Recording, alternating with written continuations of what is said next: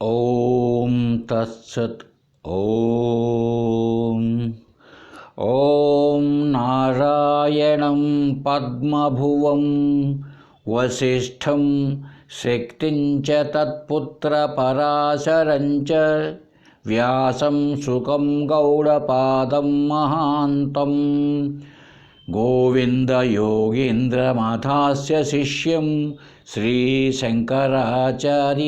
మథాస్య పద్మపాదం చ హస్తామలకం చ శిష్యం తం త్రోటకం వార్తికకారికమన్యాన్ అస్మద్గురూన్ సంతతమానతోస్మి.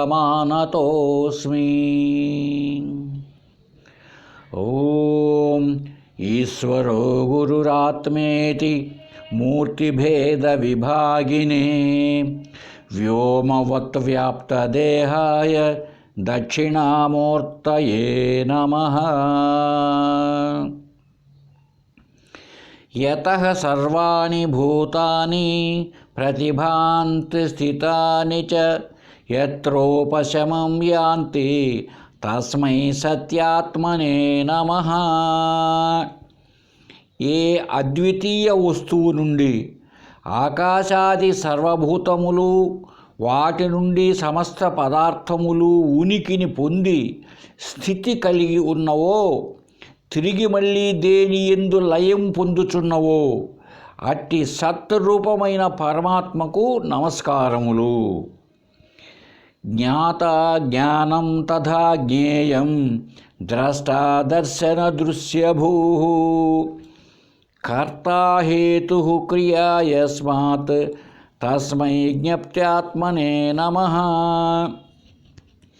తెలుసుకునేవాడు తెలుసుకోవడం తెలియబడునది, చూచేవాడు చూడడం చూడబడునది, చేసేవాడు హేతు క్రియ ఇవన్నీ దేనివల్ల భాషిస్తున్నాయో అట్టి జ్ఞాన స్వరూపమగు పరమాత్మకు నమస్సులు.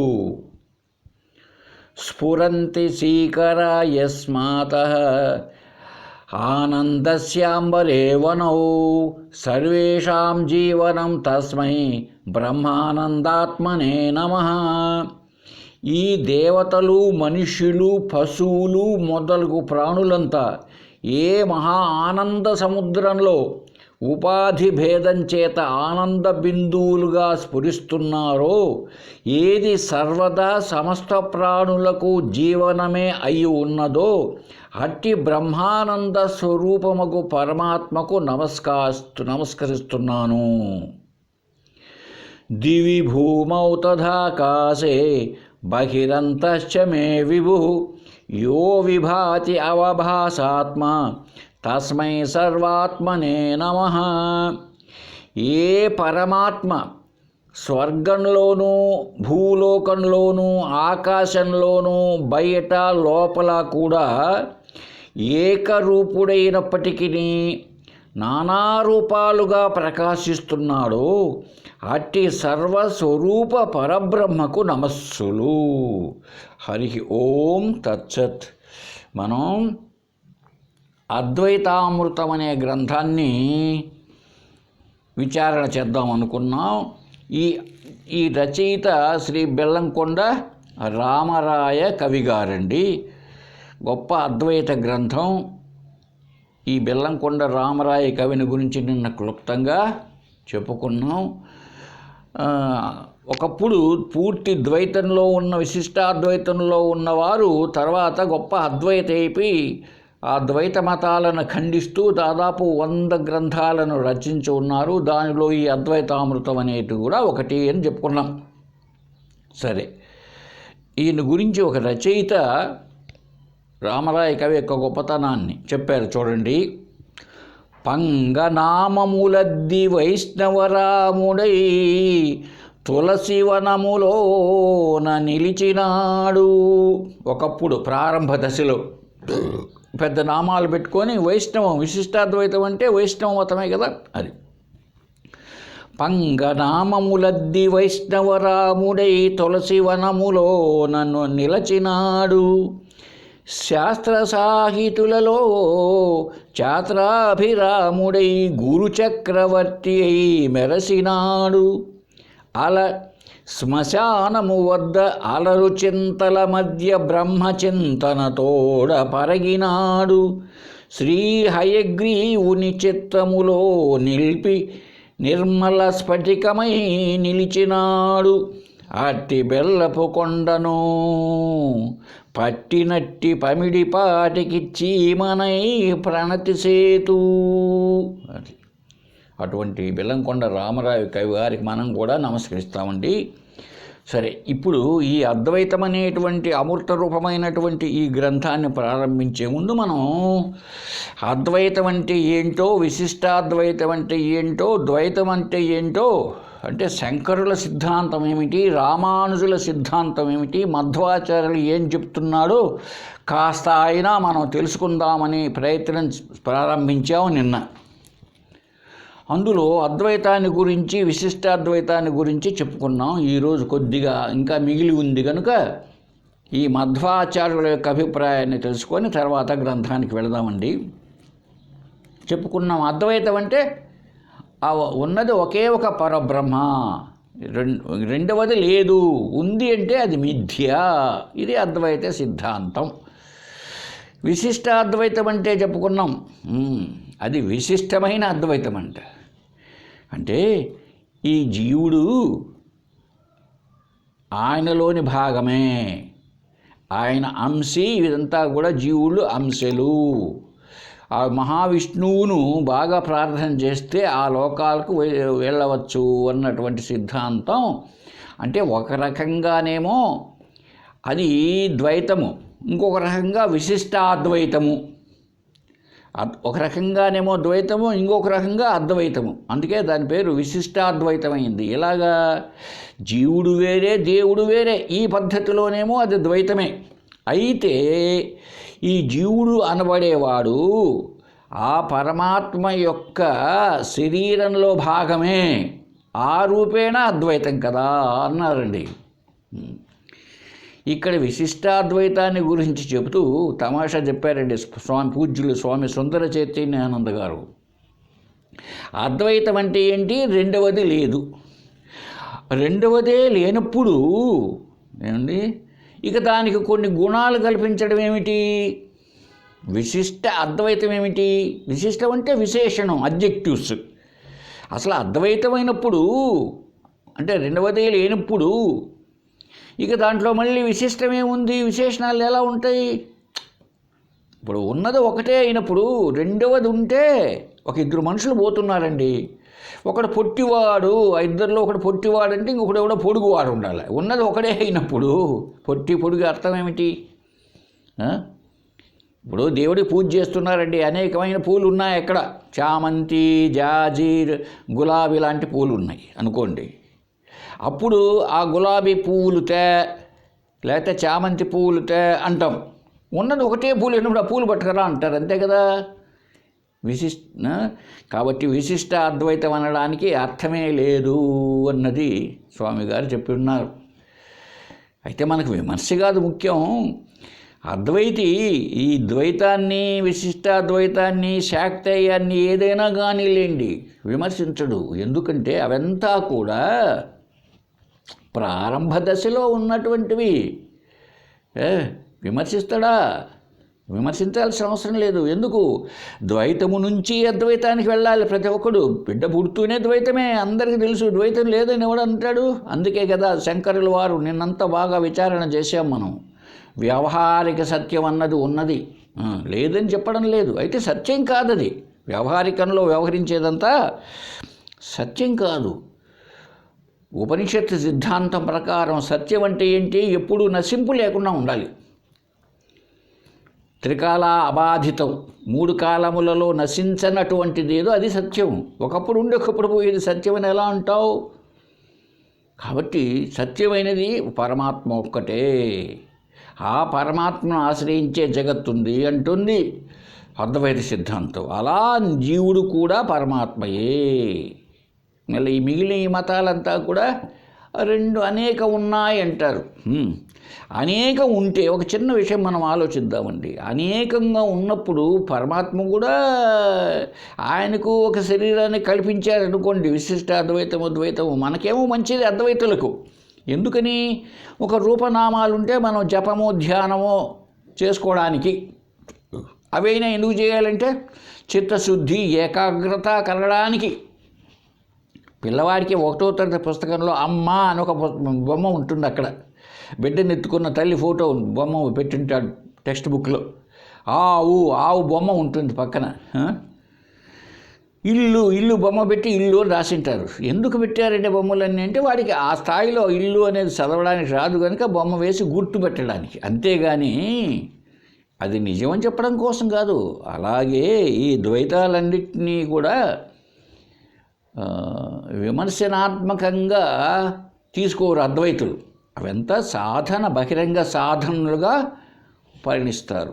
సరే, ఎందుకోసం మనం ఎందుకంటే మనం చర్చిస్తున్నామే అంటే అవి ఏంటో తెలియకపోతే ఈ ద్వైత మతాలు ఏంటో కొద్దిగానైనా మన హిందూ మతంలోటివే కదా అవి కూడా. దాని ఫాలోయర్స్ కూడా ఉన్నారు కదా, ప్రస్తుతం కూడా ఉన్నారు. మనం చూస్తూనే ఉన్నాం వాళ్ళను. ఎవరు? ఈ వైష్ణవులు ఉన్నారే, అంటే ఈ మధ్వులు వైష్ణవులు, అంటే విశిష్టాద్వైతులు ద్వైతులు. వాళ్ళ సిద్ధాంతం ఏమిటో కొద్దిగానైనా మనం అర్థం చేసుకోవడానికి ప్రయత్నం చేయడం ఉత్తమమని నిన్ననే చెప్పుకున్నాం. అద్వైతాన్ని ద్వైతాన్ని. ఇప్పుడు మధ్వాచార్యులు గారు ఏం చెప్పారో చూద్దామండి. ఈ మధ్వాచార్యులు గారిది కర్ణాటకనండి. కర్ణాటక రాష్ట్రంలో ఉడిపి దగ్గర ఒక పల్లెటూరు, పాజక క్షేత్రం అంట దాని పేరు. అక్కడ ఆయన జీవితకాలం అని చెప్తే 1200 క్రీస్తు శకం 1235 నుంచి 1317. 1317 శరీరం చాలించిన రోజు 1238లో పుట్టారు ఆయన. వీరు పూర్తి ద్వైతులు. ఈ ద్వైత సిద్ధాంతం ఏం చేస్తున్నది? పూర్తిగా అద్వైతాన్ని విమర్శిస్తోందండి. విశిష్టాద్వైతాన్ని కొంతవరకు అంగీకరిస్తూనే, విశిష్టాద్వైతాన్ని ద్వైతులు అంగీకరిస్తారు కొద్దిపాటిగా, అద్వైతాన్ని మాత్రం పూర్తిగా వ్యతిరేకిస్తారు. వాళ్ళ ఈ ద్వైతంలో ప్రధాన అంశాలు ఏంటంటే, నెంబర్ 1 పాయింట్ వచ్చి జగత్తు సత్యం. వాళ్ళ ఉద్దేశంలో సత్యం అంటే ఏమర్థమైందో వాళ్ళకే తెలియాలి, మధ్వాచార్యుల వారికి, ఫాలోయర్స్కి.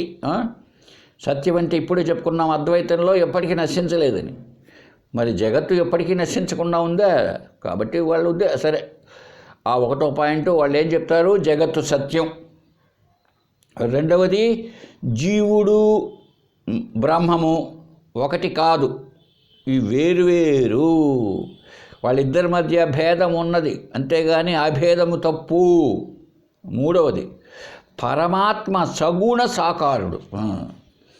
ఆయనకు ఒక ఆకారం ఉంటుంది, అంటే ఆయనకు కాళ్ళు చేతులు తలకాయి 4 తలకాయలు లేకపోతే 3 కండ్లు లేకపోతే ఇట్లా అనేక రకాలుగా ఆయనకు కూడా ఒక ఆకారం ఉంటుంది.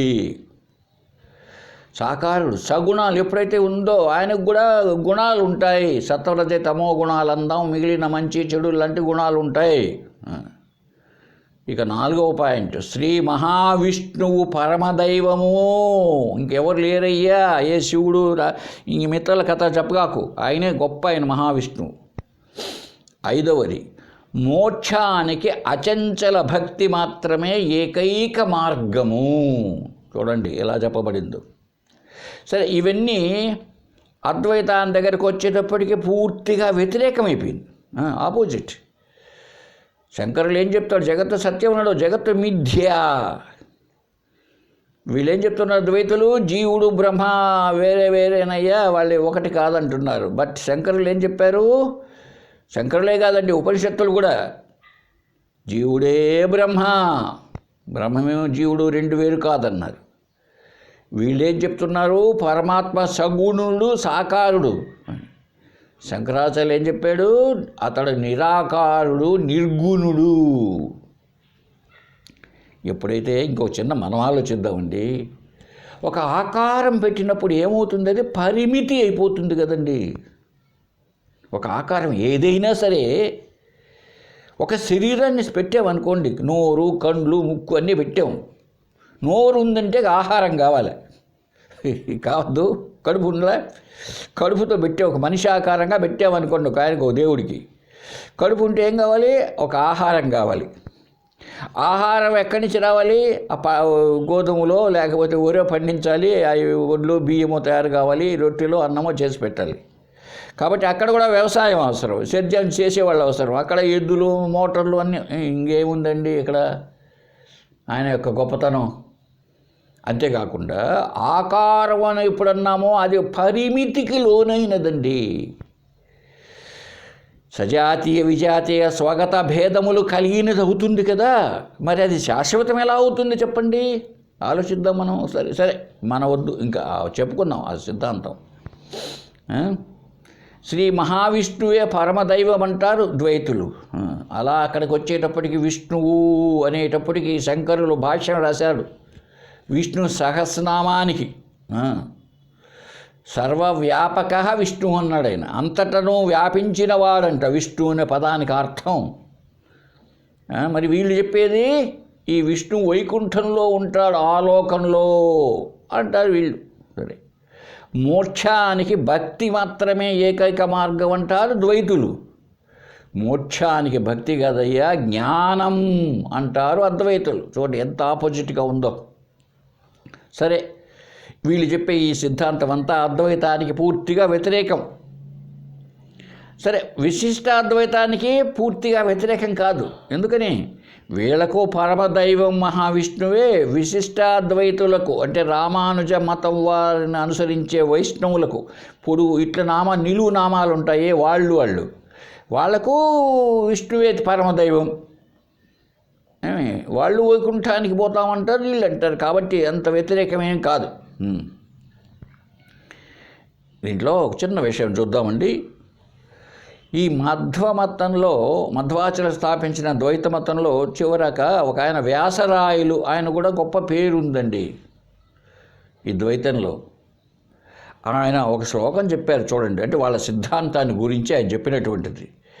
శ్రీమన్ మధ్వమతే అంటే మధ్వాచల మతంలో హరిహి పరతరః సత్యం జగత్ తత్వతో అభిన్న జీవగణాః హరేరనుచరాః నీచోచ్చ భావం గతాః ముక్తిర్నైజ సుఖానుభూతి అమలా భక్తిచ్చ తత్ సాధనం హి అచ్ఛాదిత్రితయం ప్రమాణం అఖిలామ్నాయేక వేద్యో హరిహి అన్నాడండి.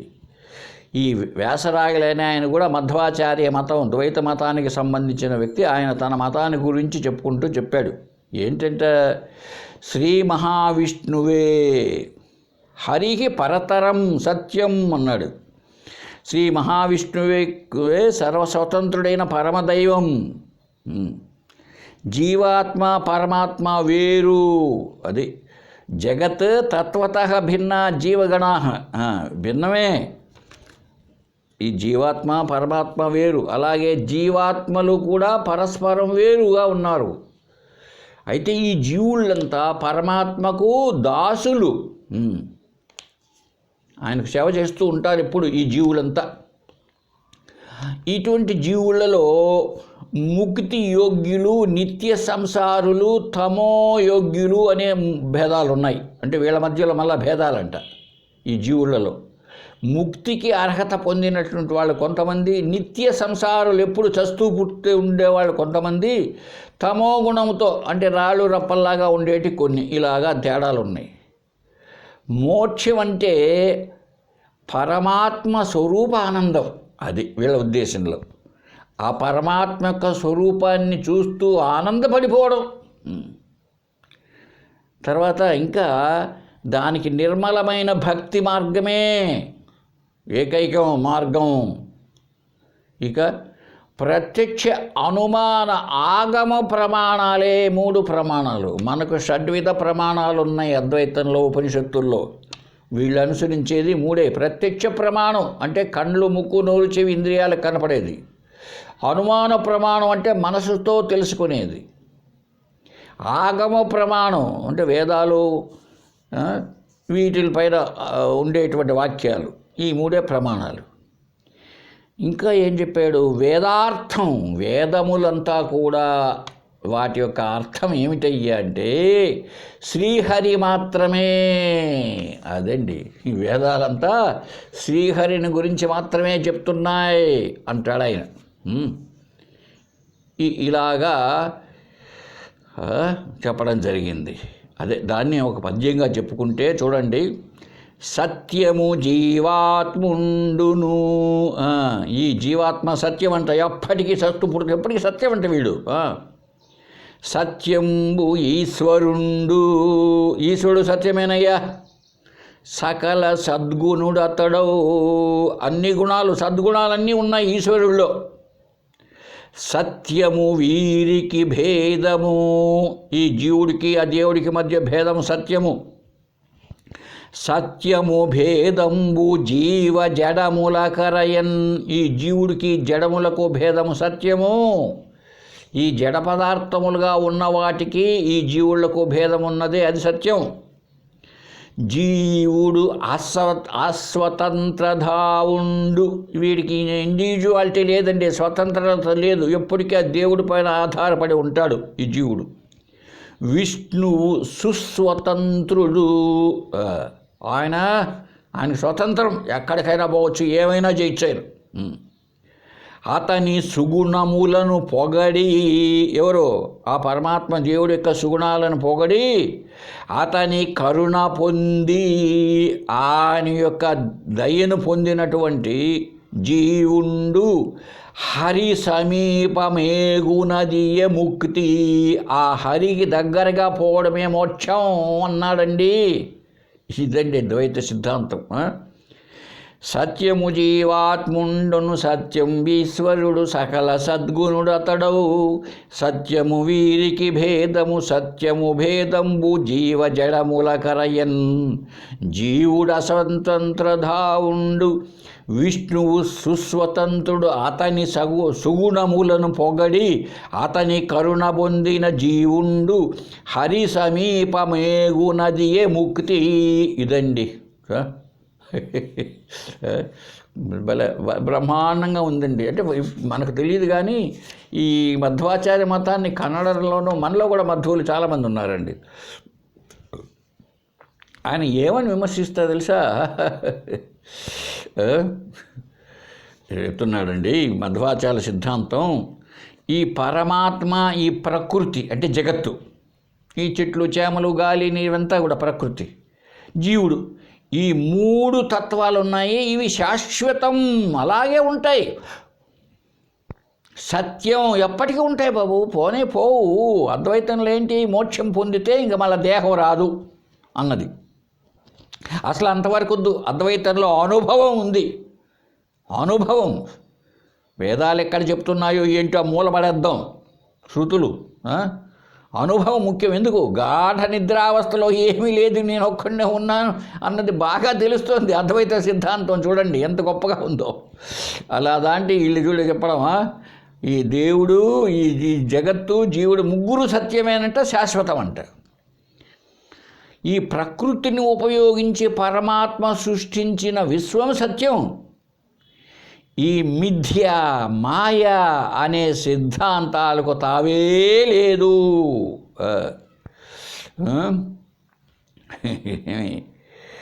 కాబట్టి అంతా మాయే అయితే చెప్తున్నాడు చూడండి ఈయన సిద్ధాంతం.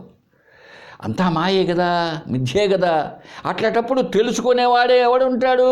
తెలియబడేదే ఉంటుంది. మరి సన్యాసం ఎలా ఉంటుందండి? లేని ప్రపంచమే లేదు కదా, మిథ్య కదా. అట్లాంటప్పుడు వీడు విరాగి అయి సన్యాసి అయి ఎక్కడికో వెళ్ళిపోతాను సన్యాసి అంటాడు. ఏంటిది? లేని ప్రపంచం కదా.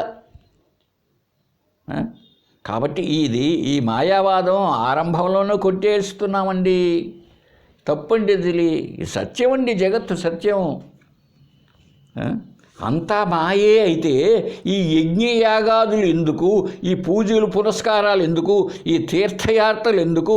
ఈ పితృదేవలకు దేవతలంతా ఉన్నారే, తర్పణాలు ఎందుకు? ఈ వేదాలు ఎందుకు అధ్యయనం చేయాలి? ఇదంతా చూస్తూ ఉంటే ఒక్కసారి ఎలా ఉందంటే ఈ మాయావాదము, ఈ జగత్తు మిథ్య అని చెప్పుకునే మాటలు ఉన్నాయి. ఈ మాటలకు, ఈ పుస్తకాలకే పరిమితమే కానీ ఆచరణకు నోచుకోలేదు.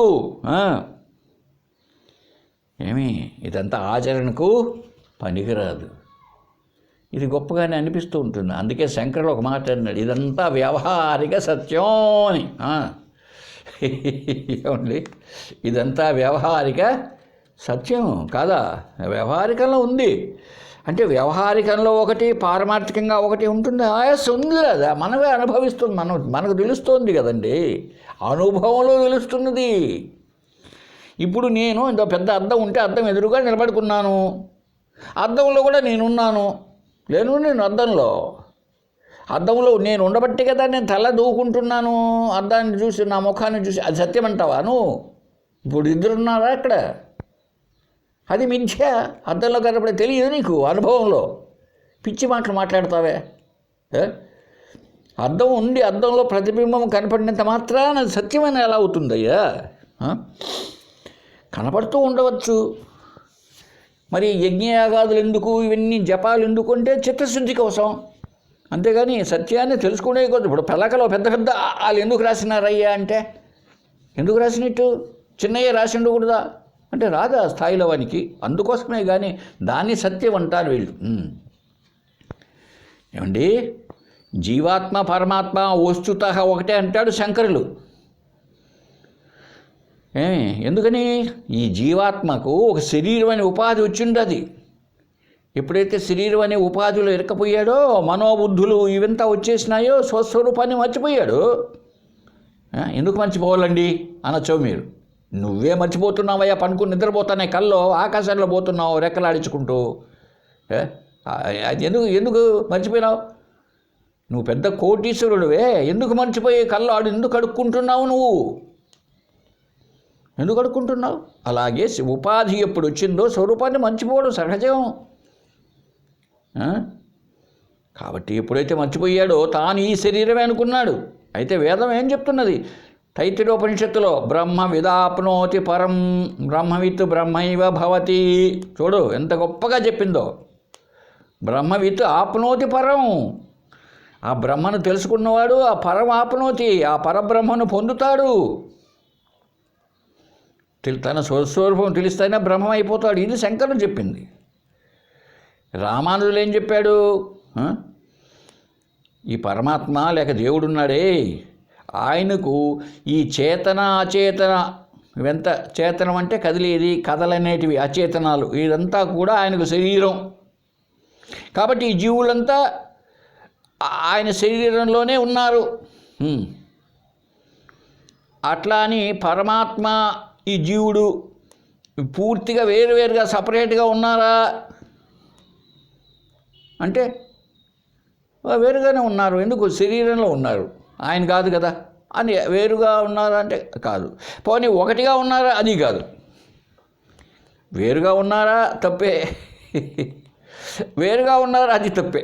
అందుకే వాళ్ళ అనుబంధం విశిష్టమైనటువంటి అనుబంధం జీవుళ్లకు దేవుడికి. జీవుడే దేవుడా? కాదు. మరి కాదు కనుక వేరుగా ఉన్నారా అంటే ఆయన శరీరంగా ఉన్నారు కనుక ఆయనే. ఇది విశిష్టమైన అద్వైతం. ఇది ఆయనది. మధ్వాచార్యులు చెప్పాడే ద్వైతం ఇది ఎలా ఉందంటే ఎప్పటికీ ఆల్వేస్, ఎప్పటికీ వేరేనండి. ఈ పరమాత్మ ఎవరి మీద ఆధారపడేవాడు కాదు ఆ దేవుడు.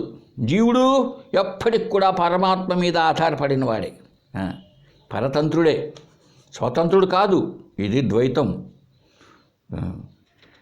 జీవాత్మ పరమాత్మ అనుబంధం ఉంది. ఎలా ఉంది? ఇప్పుడు మనం చెప్పుకుంటే అద్వైతమేమో హయ్యెస్ట్లో ఉంది, రెండవది మధ్యలో ఉన్నది, మూడవది చివరి. ఇలా పరిణామం ఒకే స్థాయిలో, ఒకే ఎడ్యుకేషన్ సిస్టమ్ అనుకుందామన్నది మనం. కనీసం ఒకే ఎడ్యుకేషన్ డిపార్ట్మెంట్లో హయ్యర్ ఎడ్యుకేషన్ ఉంది, సెకండరీ ఎడ్యుకేషన్ ఉంది, ఎలిమెంటరీ ఎడ్యుకేషన్ ఉంది. ఉండడం లేదా? అంతా ఎడ్యుకేషనే. అంతేకాకుండా వాళ్ళు ఇంకా ఎట్లా చెప్తా తెలుసా? ద్వైతం పంచభేదాలను చూపిస్తుందండి. పంచభ్రమలు అని మనం అప్పుడప్పుడు చెప్పుకుంటున్నాం సత్సంగాల్లో. పంచభ్రమల నిరాకరణ అని. వాళ్ళు అవి భ్రమ అని మనం చెప్తే ఆ భేదం సత్యం అంటారు వాళ్ళు. ఏవి పంచభేదాలు ఎట్లాంటివి చూడండి. జీవేశ్వర భిదా చైవ జడేశ్వర భిదా తదౌ జీవభేదో మిదచ్చైవ జడజీవ భిదా తథా మిదచ్చ జడభేదో యహ ప్రపంచో భేద పంచక. ఈ 5 రకాలు అంగీకరిస్తారు వాళ్ళు భేదాన్ని. ఏవి? ఈ జీవేశ్వరుల మధ్య భేదం ఉన్నదే అది సత్యం. ఇద్దరి మధ్య భేదం సత్యం. అలాగే జడ ఈశ్వరుల మధ్య భేదం, ఈ జడమైన ప్రకృతి ఆ ఈశ్వరుడి మధ్య భేదం సత్యం. జీవులలో పరస్పర భేదం, జీవులు పరస్పర భేదం అంటే జీవుడికి మధ్య భేదం సత్యం ఎప్పటికీ ఉంటుంది. జడ జీవుల మధ్య భేదం, జడ పదార్థాలు ఈ జీవుల మధ్య భేదం సత్యం. జడములలో పరస్పర భేదం, ఈ జడ పదార్థాల్లో కూడా ఒకదానికి ఒకటి భేదం. మొత్తం ఈ 5 భేదాలు కూడా సత్యమే. దీనికి ఒక ఉదాహరణ ఇవ్వడం జరిగిందండి. ఉపనిషత్తు విద్యలో చేస్తూ నాకు ఒక విషయం జ్ఞాపకం వస్తుంది. చూడండి, ద్వైతానికి అద్వైతానికి ఒక ఇంట్లో 10 కుండలు వరుసగా ఉన్నాయండి. ఒకటి చిన్న కుండ, ఒకటి పెద్ద కుండ, ఒకటి కడవ, ఒకటి బాణ, ఒకటి మూకుడు, ఒకటి పిడత, ఇలా ఉన్నాయండి అన్నీ. ఒకటి ఉన్నట్టు ఒకటి లేదు. ఒకదాని ఆకారం వేరే, ఒకదాని పేరు వేరే, ఒకదాని ఆకారం వేరే. ఇది మన కళ్ళకు బాగా కనిపిస్తున్నాయి. ఆ పిడతలో నెయ్యి వేసుకుంటోంది ఆమె, ఆ కుండతో అన్నం చేసుకుంటుంది ఆమె, ఆ కడవతో నీళ్లు తెచ్చుకుంటున్నది ఆమె, ఆ బాణ అంటే పెద్ద కడవ పెద్దది, దాంట్లో బియ్యం పోసుకుంటున్నది ఆమె. సరే, కాబట్టి నామరూప క్రియలు ఆ 10 కుండల్లోనూ కనిపిస్తున్నాయి, వేరువేరుగానే ఉన్నాయి కదా. ఈ ద్వైతి ఏం చెప్తాడంటే అవి సత్యం కుండలు. అద్వైతి ఏమంటాడు చూద్దాం. చూడండి, నువ్వు 10 కుండలను చూస్తూ ఉండవచ్చు, నువ్వు వ్యవహారంలో ఉపయోగించవచ్చు కూడాను. ఆ 10 సత్యమే అంటావు ఏంటయ్యా? ఈ 10 కూడా కుండలుగా తయారు కాకముందు మట్టే, ఈ 10 పగిలిపోతే ఉన్నదేమో మట్టే, మధ్యలో కూడా కుండలుగా కనిపిస్తున్నప్పటికీ అది మట్టే. కాబట్టి మట్టి సత్యం, మృత్తికేతేవ సత్యం. చాంద్రగోపనిషత్తు చెప్పాడే, మట్టి మాత్రమే సత్యం, కుండలు మిథ్య. చూడండి, ఈ 2 సిద్ధాంతాలు అర్థమైనాయనుకుంటా బహుశా మీకు. అద్వైత సిద్ధాంతంలో ఉన్న గొప్పతనం చూడండి. నువ్వు వ్యవహారంలో 10 కుండలతో వ్యవహరించవయ్యా, అంతేగాని సత్యం అనగాకు. సత్యం ఎలా అవుతాయి? అంత మట్టే కదా, నీకు నామరూప క్రియలతో వేరుగా కనిపిస్తున్నాయి ఉంది. అంతేగాని వేరుగా ఎలా ఉంటుంది? ఒకదానికొకటి సత్యం, దానిపాటిగా సత్యమా? అది మట్టి కదా, పట్టుకొని చూడు, ఒక కుండను పట్టుకొని చూడు. ఎందెందు వెదకి చూచిన అందందే గలదు మట్టి. ఎక్కడెక్కడ పట్టి చూస్తే మట్టి అయినప్పుడు ఇవి కేవలం వాచారమ్మణం వికారో నామధేయ. ఇదంతా నోటితో వచ్చిన నా పేర్లు నువ్వు వాడుకు వ్యవహారం కోసం తెచ్చిపెట్టుకున్నావు, అంతేగాని సత్యం కాదు. అయితే వీళ్ళు ఏం చెప్తున్నారు ద్వైతులు? ఈ 10 సత్యం అంటున్నారండి. ఈ 10 కూడా సత్యమే అంటున్నారు వాళ్ళు. కాబట్టి ఇలాగే వాళ్ళ సిద్ధాంతం, ద్వైత సిద్ధాంతం గొప్పగా ఉంటుంది. ఇక అంతేకాకుండా ఈ జీవులలో 3 రకాలు చెప్పుకున్నాం కదండి. వాళ్ళు ఎట్లా పొందుతారో చూడండి చెప్పారు. ఈ 3 రకాల్లో ఈ ముక్త జీవులు ఉన్నారే, మోక్షానికి అర్హత ఉండేవాళ్ళు జీవుళ్ళు, వాళ్ళంట వైకుంఠానికి పోతారట.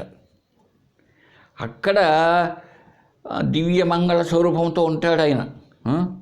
ఈ ముక్త జీవులు ఉన్నారే భక్తులు కదా, వీళ్ళంతా మంచి విమానాలలో తిరుగుతూ ఉంటారటండి. అక్కడ ఆకాశంలో మంచి పూతోటలతోనూ, తులసి వనాలతోనూ, పక్షులతోనూ బాగా ఉంటూ ఈ ముక్తులు అక్కడ శ్రీ మహావిష్ణువును భజన చేసుకుంటూ ఉంటారు, కీర్తిస్తూ ఉంటారు. ఆయన పక్కనే, విష్ణు గారి పక్కన శ్రీదేవి ఉంటుంది. ఇదే కదా మీరు ఆయన ఎవరో సినిమా, ఏ సినిమా అది, రామదాస్ అనుకుంటా. ఆయన విష్ణువు వచ్చి అడుగుతాడు, రావయ్యా పైకి నువ్వు చాలు ఇంకా అంటే, వద్దు అక్కడ భజనలు ఉంటాయా స్వామి అని అడుగుతాడు. ఎక్కడ వైకుంఠంలో భజన వేసుకుంటాడంటే, ఈడేసుకునేది చాలా. కాబట్టి ఈ మోక్షంలో వాళ్ళు చెప్పే మోక్షం అలా వైకుంఠానికి పోయేటువంటి మోక్షం అండి. ఇక అంతేకాకుండా ఈ ముక్త పురుషులకేనండి మోక్షం, మిగిలిన సంసారాలకు కాదు, ఈ తమోగుణయుక్తులకు కాదు. ఈ ముక్త పురుషులకు కూడా మళ్ళీ మోక్షం ఈ ద్వైతంలో మళ్ళీ వేరేగా ఉంటుందంట. ఎలాగా? వాళ్ళు జీవితకాలంలో బతికున్నప్పుడు ఈ లోకంలో వాళ్ళు చేసుకున్న భక్తి మేరకు, వాళ్ళు చేసిన సాధన ఉపాసనల మేరకు తారతమ్యం తేడా ఉంటుందంట. ఇప్పుడు దేవతలు, ఋషులు, మనుష్యులు అనుకుందామండి, వీళ్ళంతా కూడా ఉపాసన చేశారు దేవుణ్ణి, భగవంతుణ్ణి. దేవతల ఉపాసన గొప్పది, అధికం. ఋషులు చేసేటువంటి యజ్ఞయాగాదులు, పూజలు వాళ్ళు కొంచెం తక్కువ. మానవుల ఉపాసన ఇంకా తక్కువ. అంతేకాకుండా వీరు చేసే ఉపాసనలో అంతా ఒకటే మాదిరి ఉండదు, అంతే కదండి. ఒకరు చేసే అర్చన, విష్ణువు అర్చనే చేస్తున్నారు అనుకోండి, ఒక ఆయన బ్రహ్మాండంగా సత్యనారాయణ వ్రతం లాంటిదో విష్ణు సహస్రనామయుక్తంగా ఏదో చేస్తూ ఉండొచ్చు, ఇంకొక ఆయన ఊరికే ఓం నమో నారాయణ అంటూ ఉండవచ్చు. ఈ తేడా ఉంది కదా. కాబట్టి ఎక్కువ తక్కువ రూపంగానే అక్కడ కూడా ఆ దేవుడి యొక్క అనుగ్రహం ఉంటుందంట. అంతేకాదండి, ఇంకా తమాషా ఏంటంటే ఈ సిద్ధాంతంలో ఈ మోక్ష దశలో కూడా ఆడోళ్ళుగానే ఉంటారు, మగవాళ్ళుగానే ఉంటారటండి. ఇది వాళ్ళు చెప్పేటువంటి మోక్షంలో అలాగా భేదాన్ని చెప్తూ ఉన్నారు. మోక్షంలో కూడా తేడా అంటే, సంసారంలో ఉండేవాళ్ళు, ఈ సంసార జీవులు ఉన్నారే వీళ్ళంతా కూడా పుడుతూ చస్తూ ఎక్కువ పుణ్యం చేసుకున్నప్పుడు పైకి పోతూ, తక్కువ చేసుకున్నప్పుడు మళ్ళీ కిందికి వస్తూ, ఇలాగా వాళ్ళ యొక్క ఇది అదే. ఇంకా ఎందుకు ఇలాగా మధ్వాచార్యుల వారు ఏంటండి ఇలాగా రచించాడు, ఏంది ఇదంతా, ఈ ద్వైతం చాలా విమర్శనాత్మకంగా ఉంది అనుకుంటామండి మనం అనుకోవడంలో ద్వైతం ఏంటి ద్వైతం యొక్క విశేషము అనుకోవచ్చు. అయితే ఒకసారి మనం ఆలోచిస్తే మధ్వాచార్యుల కాలం దగ్గరకు వచ్చేటప్పటికి ఈ భారతదేశంలో అది ఇంగ్లీష్ వాళ్ళ పరిపాలన తయారయ్యేటప్పటికీ ఈ క్రిస్టియన్ మిషనరీస్ ఉన్నాయి కదండి, క్రైస్తవ మిషనరీలు, వాళ్ళంతా కూడా మత ప్రచారానికి వచ్చేసి మత మార్పిడి చేయడానికి తయారైనారు. అంతేకాకుండా ఒకవైపు ఏమో వాళ్ళు ఎవరో సాయిబులు, మహమ్మదీయులు, వాళ్ళ దండయాత్రలు, వాళ్ళ హింస, ఇలా ఎప్పుడైతే అయిందో ఇప్పుడు ఈ అద్వైతం చెప్తానయ్యా జ్ఞాన మార్గం అంటే ఆ మతాన్ని, ఆయా మతాలను, బయట దేశాల నుంచి వచ్చిన మతాలను ఎదుర్కొనే శక్తి ఈ నిరాకార బ్రహ్మోపాసన పట్ల ఉంటుందా? ఉండదు. కాబట్టి మత ప్రచారానికి హిందూ మత ప్రచారానికి చాలా ప్రాధాన్యత ఇవ్వవలసి ఉంది కదా. మరి అలా ఇవ్వవలసి వచ్చినప్పుడు నువ్వు కూర్చోవయ్యా నేను చెప్తాను వేదాంతం, నువ్వు వినవయ్యా నీవేను పరబ్రహ్మ, నీవేనయ్యా పరబ్రహ్మము అని చెప్తూ ఉంటే అది ధైర్యంగా ఎతుక్కుండేటువంటి స్థాయి ఉండదు. అలా కాకుండా భక్తి మార్గం ఉందనుకోండి, నా దేవుడు నా ఇది అనేటువంటి భావన ఎప్పుడు ఉంటుందో అప్పుడు ధైర్యంగా మత మార్పిళ్ళకి కానీ, లేకపోతే ఆ మతాల వాళ్ళను, ఆ ప్రచారం చేసే మతాల వాళ్ళను ఎదుర్కొండేటువంటి శక్తి ప్రజానీకానికి వస్తుంది కదా. ఆ ఉద్దేశంతో బహుశా ఉండవచ్చునన్నాడండి అన్నాడండి మన సర్వేపల్లి రాధాకృష్ణ పండిట్ గారు ఈ మధ్వ సిద్ధాంతాన్ని గురించి చెప్తూ. ఆ పద్ధతిలో ఆయన ఉండవచ్చు. అప్పట్లో హిందూ మతాన్ని ఈ ద్వైత సిద్ధాంతం మేరకు ప్రచారానికి తీసుకుని ఉండవచ్చు. ఎందుకంటే అద్వైతం అనే స్థాయి వచ్చేటప్పటికీ జగత్తే లేదు కదా. ఇక జగత్తు కోసం పోరాడాల్సిన అవసరం ఏముంది? అనే స్థాయి ఏర్పడిపోతుంది, వైరాగ్యం వచ్చేస్తుంది కదా. మరి అలా వైరాగ్యంతో ఏముందయ్యా అంతా సర్వము తానే అన్నట్టుగా ఉంటే ఆ మతాలు భారతదేశాన్ని చాలా ఇదిగా మత మార్పిళ్ళు ఎక్కువవుతాయి కదా. కాబట్టి బహుశా ఆయన అలా ప్రజలను తీర్చిదిద్దడానికి ఏమైనా చేసి ఉండొచ్చేమో. ఇప్పుడు ఈ భక్తి మార్గం ఉంది చూసారండి, ఇది చాలా తేలిక, అనుసరించడానికి అనువుగా ఉంటుంది. పైకి వెళ్ళడానికి కాదు, అది మోక్ష సాధన. మోక్ష సాధన వరకు తీసుకుని వెళ్ళేటప్పటికేమో కావాల్సింది జ్ఞాన మార్గమే. అలా కాకుండా జీవిత విధానాన్ని జీవనాన్ని సర్దుబాటు చేసుకోవడానికి ఈ ప్రస్తుత జీవితమే సర్వము అనుకుండే స్థాయి ఉంటుంది కదా మనసులో. వాళ్ళు అక్కడికే కర్మ భక్తిలో అక్కడ స్టాప్ అయిపోతూ ఉంటారనమాట, అంతే. అంతేగాని ఇక పై స్థాయికి అంటే మోక్షము అనేటువంటి స్థాయి, అర్థం చేసుకునే స్థాయి కావాలి. జ్ఞాన మార్గం దగ్గరకు వచ్చేటప్పటికి శాస్త్రం అర్థం చేసుకునే స్థాయి కావాల్సి ఉంటుంది. అది లేనప్పుడు పూర్తిగా నాస్తికవాదము లేకపోతే వేరే మతాల పట్ల పరిగెత్తిపోవడమో కాకూడదు కదా. అదే చెప్తున్నారు చూడండి అక్కడ. ఆ ఉద్దేశం ఏమిటంటే, ఇప్పుడు తత్వమసిని బోధ చేయడానికి మధ్వాచార్యులు అంగీకరించలేదండి. ఎందుకు, నువ్వే పరబ్రహ్మ నేనే పరబ్రహ్మను అన్నాడు అనుకోండి, ఇక అతనిలో బాగా సాధన చేసి అర్థం చేసుకున్నవాడైతే పర్వాలేదు, కానీ లేకపోతే నాస్తికవాదం ప్రబలుతుంది కదా. అంతేకాకుండా ఆయన చేసిన విమర్శ చూడండి. తత్ అంటే ఎక్కడో కదా, అది అంటే పరోక్షంలో. తత్ అంటే అతడు, అంటే పరమాత్మ అంటే ఎక్కడో. త్వం అంటే నీవు, అంటే ఎదురుగా. ఆ ఎక్కడో పరోక్షంగా ఉండే పరమాత్మకు ప్రత్యక్షంగా ఉండే జీవుడికి ఐక్యం ఎలా కుదురుతుంది అన్నాడు. అంటే మీరంతా వినే ఉంటారు తత్వమసి యొక్క మన విచారణలో అద్వైత పరంగా. అయితే ఇది అద్వైతపరమైందిగా ద్వైతంగా కనుక ఆయన విమర్శ చేస్తున్నాడు. మనం దాన్ని బాగా విచారణ చేసి శంకరులు చెప్పడం జరిగింది. భాగత్యాగ లక్షణ సిద్ధాంతానికి వెళ్ళాలి అక్కడ. ఆయనకు మధ్వాచార్యులకు అంత ఇష్టం లేదు, విమర్శ చేశాడు. ఎక్కడో ఉన్నాడు తత్ అనేది, త్వం ఎదురుగా ఉండేది ఎలా కుదురుతుంది? అయితే మరి ఎలాగండి ఉపనిషత్తులో తత్వమసి చెప్పాయి అంటే దానికి ఒక ఉదాహరణ ఇచ్చాడండి. వేదంలో కర్మకాండలో ఒకటి ఉంది, యజ్ఞయాగాదులు చేసేటప్పుడు. అక్కడ ఏమని ఉంది?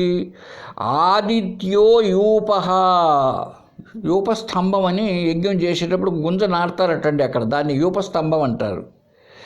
ఈ సూర్యుడే ఈ యూపస్తంభము అంటే ఒక కట్టె గుంజలాగా నాడతారనమాట అక్కడ. ఇది సూర్యుడే అని చెప్తారు. దానికి అర్థం ఆదిత్యో యూపహ. ఆ స్తంభం ఎక్కడ సూర్యుడు అవుతుందా అంటే అర్థం ఏమిటి అంటే ఆ సూర్యుడి లాగా ఉన్నది, అంటే ఆ సూర్యుడు వెలుతురిచ్చినట్టు ఈ స్తంభము కూడా మంచి కాంతిని తేజస్సును ఇస్తుంది అని. అలాగే ఈ పరమాత్మకు జీవాత్మకు సామ్యము ఎలా అంటే స్వరూపంతో ఐక్యం కాదు. తత్వమసి చెప్పేది అద్వైతం చెప్పేది స్వరూపత, స్వరూపం. రూపం వేరుగా ఉండవచ్చు, జీవునికి ఈశ్వరుడికి మధ్య ఆకారాలు వేరుగా ఉండవచ్చు, ఉపాధులు. ఆ ఉపాధుల్లో ఇప్పుడు నెక్లెస్కి కమ్మలకు ఉపాధులు వేరుగా ఉండవచ్చు. అయితే నెక్లెస్లో ఉన్నది బంగారే, కమ్మల్లో ఉన్నది బంగారే స్వరూపం. కనుక ఆ రూపేణ ఒకటే కదా అని అంటే ఆయన ఏం చెప్పాడు చాంద్రగోపనిషత్తులో అంటే స ఆత్మ తత్వమసి శ్వేతకేతో అని శ్వేతకేతు కదా బోధిస్తాడు. కాబట్టి అక్కడ అది ఆత్మ తత్వమసి అనే దాంట్లో ఒక పొరపాటు జరిగిపోయింది, అలా విడదీయకూడదు దాన్ని. స ఆత్మా తత్వమసి, స ఆత్మా తత్వమసి అంటే అక్కడ సవర్ణ దీర్ఘ సంధి ఉన్నది. స ఆత్మ అతత్వమసి, నీవు ఆత్మవే అంటే జీవాత్మవు. అతత్వమసి ఆ పరబ్రహ్మవు నీవు కాదు. చూడండి ఎంత తమాషగా ఉందో. మామూలుగా అయితే స ఆత్మ ఐతదాత్మవిదం సర్వం తత్సత్యం స ఆత్మ తత్వమసి శ్వేతకేతో అని చెప్పడం జరిగింది అక్కడ. ఆ పరబ్రహ్మ నీవేనయ్యా అని. అయితే ఈయనేం చెప్తాడు? స ఆత్మా తత్వమసి, స ఆత్మా తత్వమసి అన్నప్పుడు ఆత్మ అనే దాంట్లో సవర్ణ దీర్ఘ సంధి కదా, అక్కడ ఆపేయి. స ఆత్మ అతత్వమసి. అతత్వమసి అంటే ఆ పరబ్రహ్మము నీవు అయి ఉన్నావు కాదు, నువ్వు కాలేవు, అయి లేవు, పరబ్రహ్మము నువ్వు అయి లేవు అని చెప్తున్నది అన్నాడండి. కాబట్టి ఇలాగా దానికి ఉన్న విషయాన్ని పెడార్థాలతో చెప్తూ ఉంటారనమాట. ఉన్న సత్యాన్ని ఈ ద్వైతులు అలాగా తీసుకొచ్చారు. అంతేకాకుండా ద్వైతులకి వాళ్ళు ఉదాహరణలు చూపిస్తారనమాట భగవద్గీతలు. చూడండి, మయ్యావేశ్యమనో ఏ మాం నిత్యయుక్త ఉపాసతే శ్రద్ధయా పరయోపేతా తే మే యుక్త తమామతా. పరమేశ్వరుడైన నాయందే ఏకాగ్రచిత్తులై నిరంతరము నా భజన ధ్యానాదులయందే నిమగ్నులై అత్యంత శ్రద్ధాభక్తులతో సగుణ రూపమున నన్ను ఆరాధించు భక్తులే నిజమైన యోగులయ్యా అర్జున. దాన్ని అలా మలుచుకోని ఇది సత్యం అని నవవిధ భక్తులను కూడా భాగవతాన్ని వాళ్ళు ఎక్కువగా లైక్ చేస్తారండి, ఇష్టపడతారు. ద్వైతంలో ఈ భక్తి విశేషాల్లో కూడా నవవిధ భక్తులన్నీ అంగీకరిస్తారు. సరే, ఎట్టయితేనేమి ఇది ద్వైత మతం యొక్క విశేషము.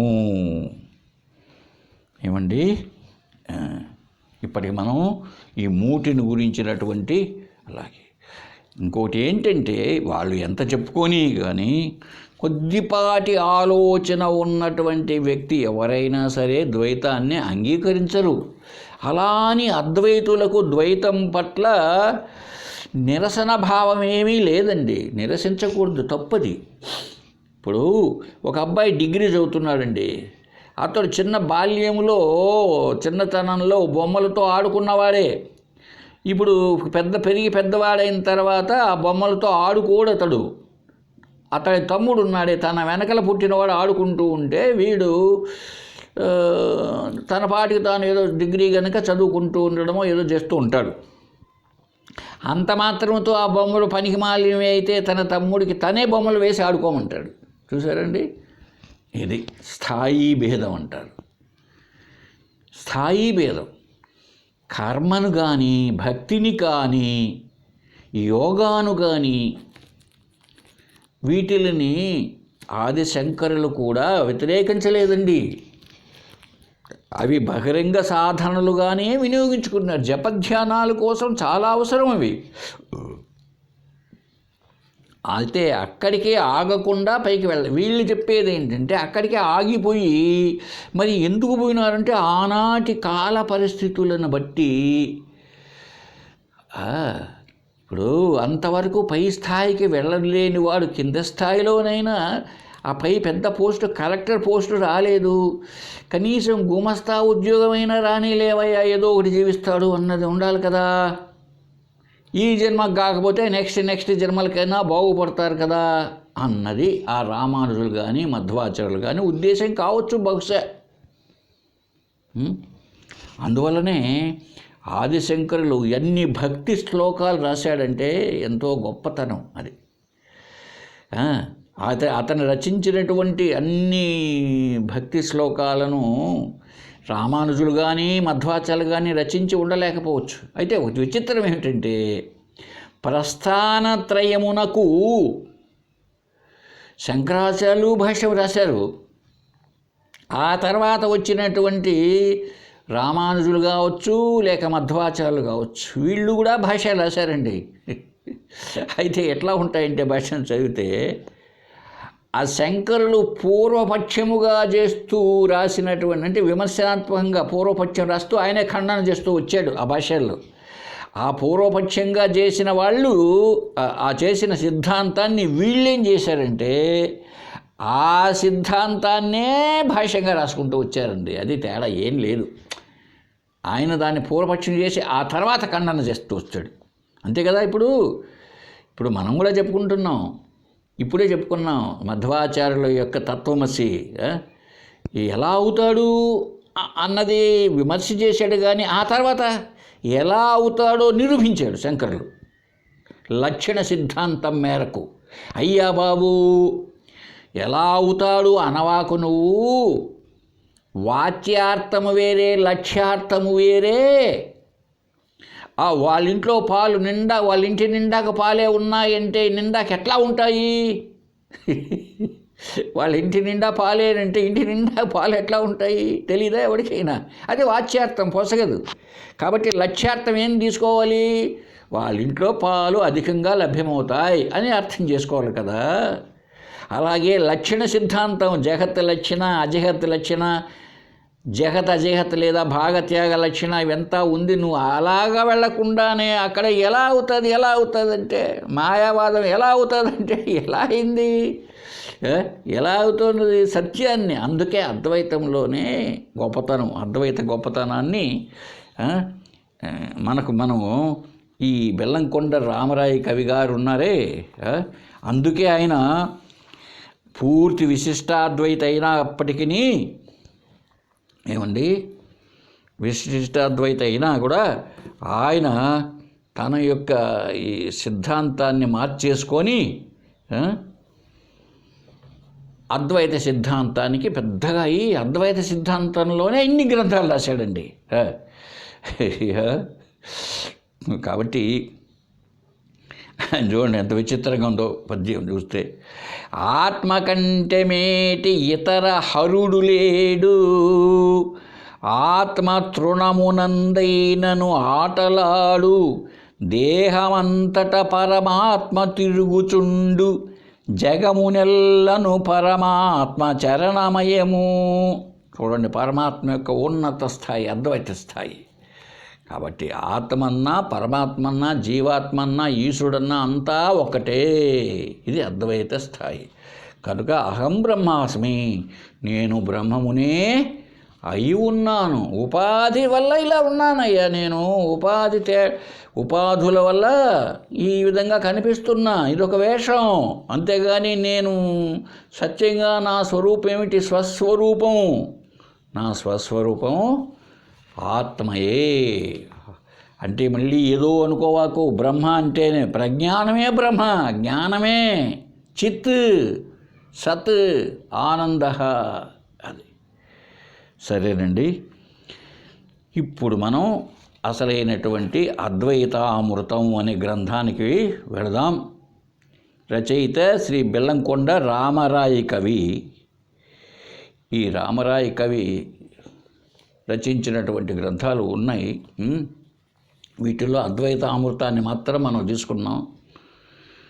మొట్టమొదటి శ్లోకాన్ని చూద్దామండి. ఇదంతా గద్యంగా నడుస్తుంది, శ్లోకాలు తక్కువ, గద్యం ఎక్కువగా. గద్యంలో వాద ప్రతివాదాలుగా నడుస్తూ ఉంటుంది. శిష్య గురు సంవాదం అందాం, లేదా వాది ప్రతివాది అందాం, లేక శంకా సమాధానం అందాం, లేక ప్రశ్న జవాబు అందాం.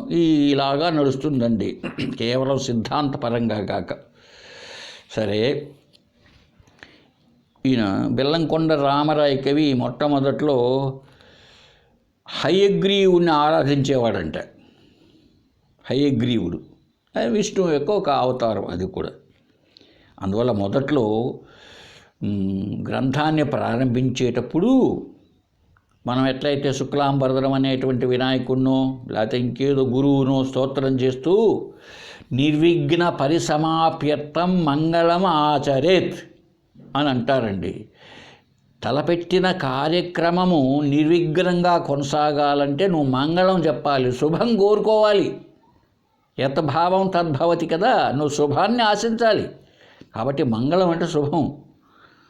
ఆ మంగళాచరణలో ఓం అంటాం. తెలుగులో అయితే శ్రీతో మొదలుపెట్టాడు భాగవతం లాంటివి పద్యాలు. ఇవంతా కూడా మంగళాచరణం, గురువుని తలుచుకోవడం, లేకపోతే దైవాన్ని తలుచుకోవడం ఇలాగా. సరే, ఇప్పుడు చూద్దామండి. ఈయన తన గురువు అయిన హయగ్రీవుని తలుచుకొని మొదలు పెడుతున్నాడు. నత్వా హయగ్రీవ పదాంబుజాతం ధీమంథ నిర్మంధిత వేద సింధు రామో దదాత్యేతత్ అమత్సరేణ అద్వైతామృతం భో విబుధా భజధ్వం. నత్వా హయగ్రీవ పదాంబుజాతం, ఈ హయగ్రీవ పదాంబుజములను అంటే పాదపద్మంబులను నత్వా నమస్కరించి, ధీ అంటే బుద్ధి అనేటువంటి మంథన చేసేది, మధించేది. అంటే మనం పెరుగును జిలుకుతాము చూడండి, దాని పేరు ఏంటి, కవ్వము అంటామే. అటువంటి కవ్వము ద్వారా నిర్బంధిత వేద సింధు, ఈ వేదము అనే సింధు సముద్రం, ఈ సముద్రం లాంటిది, ఎంతో లోతైనది వేదాలు. అటువంటి వేదవాంగమయ సముద్రాన్ని మధించి, దేంతో, కవ్వంతో మధిస్తామే పెరుగు కడవలో, పెరుగు కుండలో. అలాగే ధీమంత బుద్ధి అంటే తెలివి, దాని చేత వేదాలను బాగా జిలికి, ఎవరు, రామకవి, ఈయన బెల్లంకొండ రామరాయ కవి కాబట్టి ఏం చేస్తున్నాడు, మత్సరేణ, అదే అంటే మాత్సర్యం లేకుండా, అంటే మదము మాత్సర్యం అంటారే, పెద్ద పెద్ద గర్వము పడి నేను గొప్పవాడిని, నేను వేదాలనంతా కూడా చిలికి పెట్టేసినాను, అంతా చదివేసినాను అనేటువంటి అహంకారం ఇవి లేకుండా, గర్వాలు లేకుండా, అది దదాతి ఇస్తున్నాడంట. ఇదేన్ని, అద్వైతామృతము, అద్వైతం అనే అమృతాన్ని ఇస్తున్నాడు. భో విబుధా, ఓ విబుధులారా, ఓ తెలివైన వాళ్ళలారా, తెలివి కలిగిన పండితులారా, దీన్ని నేను ఇస్తున్నానయ్యా బాబు, తీసుకోండి అన్నాడండి మొదటి శ్లోకంలో. అంటే నేను నా ఇష్టదైవమైనటువంటి హయగ్రీవుణ్ణి నమస్కారం చేసుకొని ఆ పదాంబుజములను, పాదాలు అనే పాదపద్మాలను తామర పువ్వులతో పోలుస్తారండి. చాలా విచిత్రంగా ఉంటుంది కదా. పద్మాక్షి, తామర పువ్వుల వంటి కళ్ళు కలిగింది. పాదాలు తామర పువ్వుల్లాగా ఉంటాయి, తామరాకుల్లాగా, తామరల్లాగా, కమలముల్లా వలె. ఎందుకు ఇలా అని ఆలోచించండి ఒకసారి. ఏంటి సంబంధం అంటే, తామరలు నీళ్ళల్లో ఉండినప్పటికీ బురదలో ఉన్న బురద అంటదంట కదండి. పోలుస్తూ ఉంటాం, చాలామంది పోలుస్తూ ఉంటారు. తామర నీళ్ళల్లో ఉన్నా నీరంటదు, తామరాకుపై నీరంటను విధంగా అంటూ ఉంటారే. అలాగే బురదలో ఉన్నా బురద అంటదంట తామరాకులు. అంటే కళ్ళు ఉన్నా, మన కళ్ళు ఏం చేస్తాయి అంటే ప్రపంచంలో ఉన్న విషయ వస్తువులను మాత్రమే చూస్తూ ఉంటాయి. శబ్దస్పర్శ రూపరసగంధాదులను వాటిల్లో అంటుకుంటూ ఉంటుంది మనకు చూచే బుద్ధి. మన పాదాలు కూడా అక్కడికి అడుగులు వేస్తుంటాయి, పరిగెత్తిపోతూ ఉంటాడు. ఆ విషయ వస్తువు ఏదో కనిపిస్తూనే ఆ విషయ వస్తువును పొందాలి, దాంతో ఆనందం పొందాలి అని మనబోటి వాళ్ళంతా కూడా అజ్ఞాన దశలో పరిగెత్తుతూ ఉంటారు కదా. మరి వాళ్ళని ఎందుకు పోల్చారు? తామర కన్నులు, తామర పుష్పాల కన్నులు లేకపోతే పాదాలుగతో అంటే, వాళ్ళు ఎంత నడక ఉన్నా నీరంట అంటే ఏంటి, ప్రపంచం అంటదు. చూస్తూ ఉన్నా, నడుస్తూ ఉన్నా వాళ్ళకి ఈ ప్రాపంచికమైన విషయాలు సత్యము అనే భావన లేదు, కనుక అంటదు. అందువల్ల అనుకుంటాను, బహుశా పాదపద్మాలకు నమస్కారం అంటూ ఉంటారు. గురుగారి పాదపద్మాలకు నమస్కారం. ఏందండి పద్మాలు అంటే, పాదములు ఏం చేస్తాయి, నడకలో ఉంటాయి. మన నడక ఎలా ఉంటుంది, ప్రపంచంలో మునిగి ఉంటుంది, వాళ్ళది అంటుకోని విధంగా ఉంటుంది. కాబట్టి వి రామరాయ కవి గారు కూడా హయగ్రీవుడు అనే ఆయన యొక్క పాదపద్మాలకు నమస్కారం చేసి చెప్తున్నాడు ఏమని, నేనయ్యా మొత్తం వేద సింధు, వేదములు అనే సముద్రాలను నేను మొత్తం నిర్బంధిత బాగా మథనం చేసిన, చిలికేసా. అంటే బాగా పరిశీలించిన, నేను వేదాలను బాగా పరిశీలించానయ్యా నేను. చిన్నగా పైపైన కాదు, మథించడం అంటే పెరుగు కుండలో వేసిన కవ్వముతో ఎట్లా చిలుకుతారో అట్లా చిలికితే కానీ దాంట్లో ఉన్న సారం బయటికి రాదండి. వెన్న ఉంటుంది, మనకు కనిపించదు చూడండి. అలాగే వేదాల్లో నిగూఢంగా ఉంది, ఆత్మతత్వమే, అద్వైత తత్వమే ఉంది. దాన్ని బాగా విమర్శించి చూడడమే జలకడం. వాడెవడో అన్నట్టు ఒక రాజుగారి సభలో చాలామంది ఉన్నారట. అయ్యా 4 వేదాలు ఎంతమందికి తెలుసు అని వేసాడట ప్రశ్న. ఎవరు ఎత్తలేదు. ఎందుకు? అసలు ఒక వేదాన్ని చదివి దానిలో ఉన్న లోతు మర్మాన్ని అర్థం చేసుకోవడమే కష్టం జీవితానికి. 4 వేదాలను అర్థం చేసుకోవడం కష్టం. కాబట్టి 4 వేదాలు ఎంతమందికి తెలుసును అంటే ఎవరు చేయెత్తలేదంట. ఒక అతను చేయెత్తాడంట. సరే చెప్పవయ్యా నీకేం తెలుసు అన్నా అంట. వేదములు 4, ఋగ్వేదము, యజుర్వేదము, సామవేదము, అథర్వణ వేదము, ఇది నాకు తెలుసండి అన్నా అంట. అయిపోయింది అంతటితో కూర్చున్నాడు. కాబట్టి అలా కాదు, తెలుసును అంటే చదువులోని మర్మమెల్ల నెరిగితే నాన్న అన్నాడే ప్రహ్లాదుడు. చదువు తెలియడం కాదు, వేదాలు తెలియడం కాదు, దాంట్లో ఉన్న మర్మము అసలు అది. అందుకే గురువు అవసరం వేద విద్యలో, చాలా అవసరం అన్నమాట. ఎంతసేపు వాచ్యార్థాన్ని పైన తీసుకొని పోవడం కాదు, లక్ష్యార్థం ఏమిటో దాంట్లో ఉంటుంది, అంత సీక్రెట్. ఎందుకండి బహిర్గతం చేయవచ్చు కదా, చేయకూడదు అన్నది వేదం. ఎందుకో తెలిసిన, అర్హత లేని వాడికి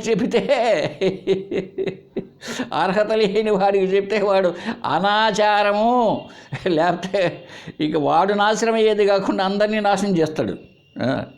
కాబట్టి సద్గుణ సంపన్నత, అర్హత, సాధనా చతుష్టయ సంపద లాంటివి చెప్పుకున్నామే, అర్హత కలిగిన వానికి చెబితేనే అప్పుడు దాన్ని శోభిస్తుంది. కనుక వేదవాంగ్మయాన్ని నేను మధించానయ్యా. ఎలాగా? ధీ బుద్ధి అనేటువంటి కవ్వముతో, అంటే నా బుద్ధిని కవ్వముగా చేసుకొని జిలికా వేదవాంగ్మయం అంతా కూడా. అంటే బాగా పరిశోధించిన మహానుభావుడైన చేస్తే ఏమొచ్చింది తెలిసినా, ఇప్పుడు నవనీతం. పెరుగు జిలికితే వెన్న కదండి వస్తుంది. చూడండి ఎంత గొప్పగా ఉంటుందో. వెన్న ఎప్పుడు కూడా కృష్ణుని చేతిలో ఉంటుందంట. కృష్ణుడి చేతిలో వెన్న ముద్ద, వెన్న ముద్ద చెంగల్వ పూదండ అనేది ఉండేది ఒకప్పుడు పిల్లలకి. వెన్న నవనీతం అండి, దాని పేరే నవనీతం. అంత ఇదిగా ఉంటుందన్నమాట. కాబట్టి నేను జిలికి అద్వైతామృతాన్ని తెచ్చా.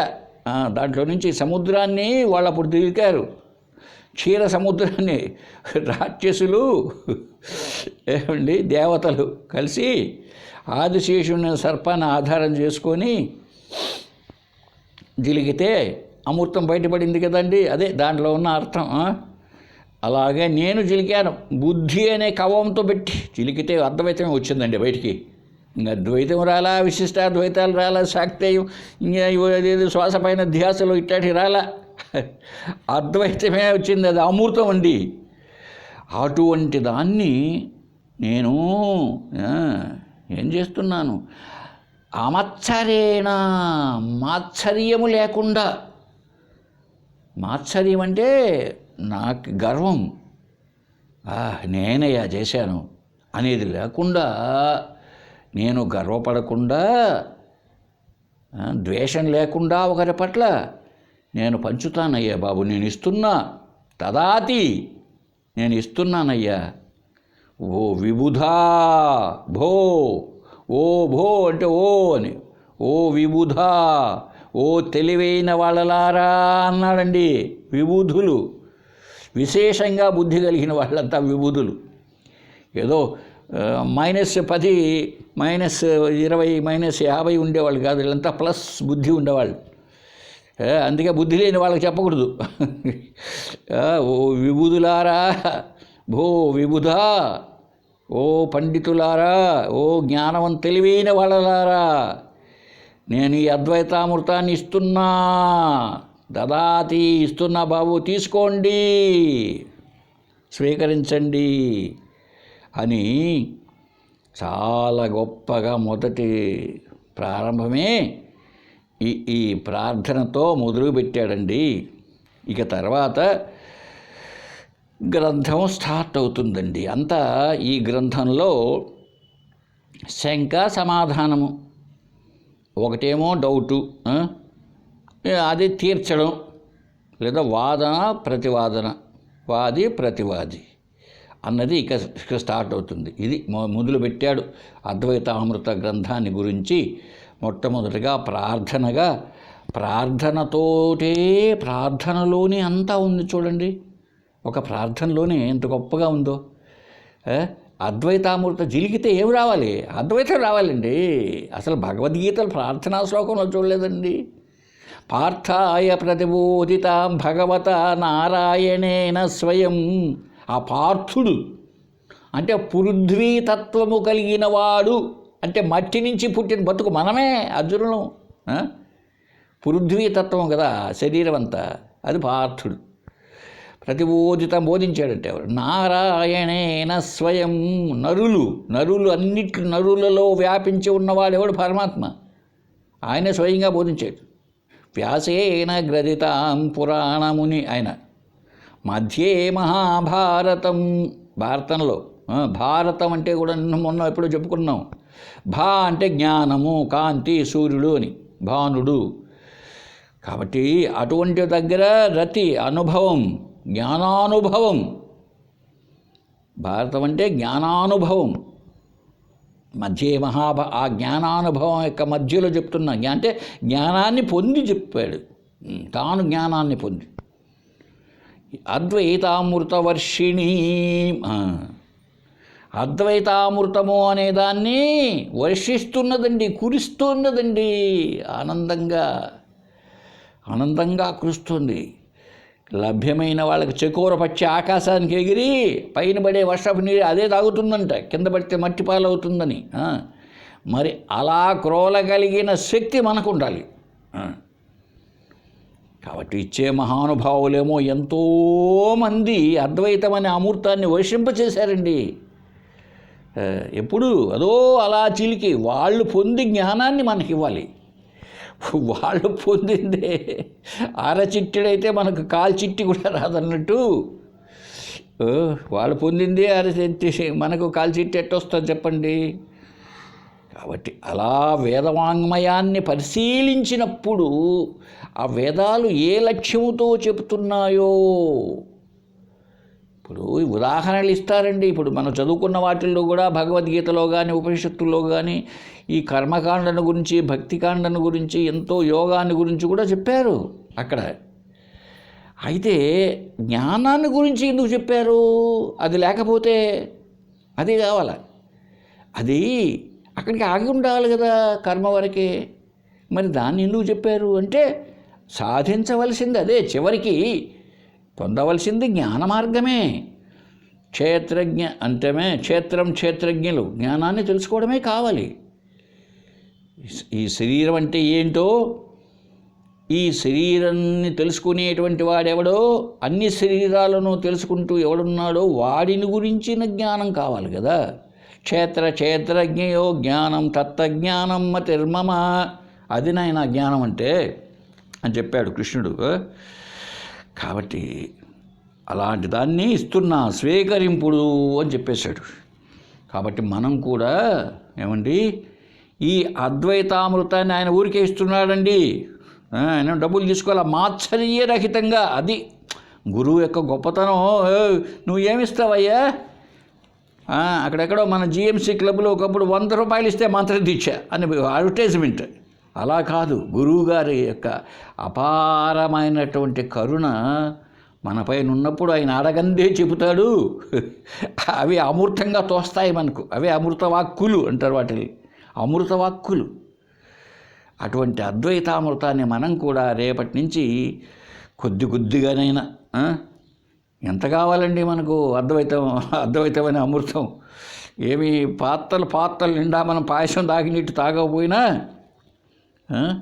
కొద్దిపాటికైనా తాగడానికి మనం అందరం కలిసి ప్రయత్నం చేద్దాం. సరే, ఈ గ్రంథాన్ని మరి నేను ఎలా తీసుకుపోతానో నాకే తెలీదు. ఎందుకంటే నేను పెద్ద జ్ఞానవంతుణ్ణి కాదు, నేను చిలకలేదు వేదాలను, చిలకలేదు. అప్పుడు వేదాలు చిలికింటే నాకు కూడా ఒక నవనీతం వస్తే తలా పంచేవాడిని. సత్సంగంలో కూర్చొని రండి, నా దగ్గర వెన్న ఉంది, తినండి మీరు కూడా అని. అదే లేదు కాబట్టి సరే, గ్రంథం పూర్తయితే అప్పుడు బాగుందా లేదా అని మీరన్నట్టు విబుధ, ఓ విబుధులారా, తెలివైన వాళ్ళలారా, అప్పుడు మీరు చెప్పుతారు నాతో, బాగున్నాయండి మీరు చెప్పినట్టు అని, లేకపోతే బాగలేవండి అని నా చెప్పండి. సరే, ఉంటా మరి. హరి ఓం తత్సత్. ఓం పూర్ణమదః పూర్ణమిదం పూర్ణాత్ పూర్ణముదచ్యతే పూర్ణస్య పూర్ణమాదాయ పూర్ణమేవావశిష్యతే. ఓం శాంతి శాంతి శాంతి. ఓం సర్వేషాం స్వస్తిర్భవతు. ఓం సర్వేషాం శాంతిర్భవతు. ఓం సర్వేషాం పూర్ణం భవతు. ఓం శాంతి శాంతి శాంతి. హరి ఓం తత్సత్.